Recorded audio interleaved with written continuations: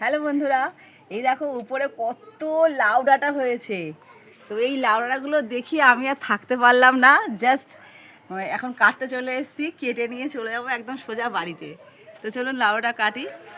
তো আজ ভাইয়ের বাড়ি থেকে একদম টাটকা টাটকা লাউয়ের ডাঁটা কাটলাম, দেখে এত সুন্দর আর এত ফ্রেশ লাগছে যে আমি থাকতেই পারলাম না। তো এই ডাঁটা দিয়ে তো আপনারা জানেন বিভিন্ন রকম রান্না হয়, যেমন ডাল, চচ্চড়ি, শুক্তো, এক একটা স্বাদ এক এক রকম।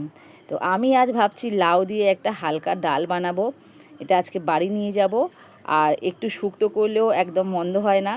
তো দেখবেন গ্রামের দিকে এই সমস্ত শাকসবজির স্বাদই আলাদা, কারণ এটা একদম অর্গানিক, কোনো রকম কেমিক্যাল নেই, আর এটা একদম ফ্রেশ আর হেলদি।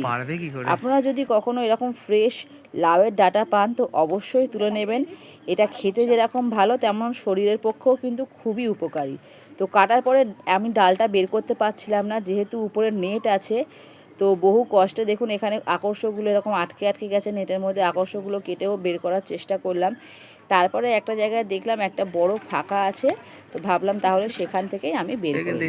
তারপরে এটাকে দুটো ভাগ করে নিলাম, ভাগ করে আমি এটাকে বের করছি। তো বহু কষ্টে কিন্তু এই লাউয়ের ডাঁটাটা বেরোলো। তো দেখুন আমার কর্তাবু আমাকে হেল্প করেছে কাটতে। এই যে অবশেষে অনেক কষ্টে ডাঁটাটা আমি বের করলাম। তো দেখুন একটা ডাঁটা কাটা হয়ে গেছে, আরও এইদিকে চলে এলাম, এদিকে দেখলাম আরও একটা ডাঁটা হয়ে আছে।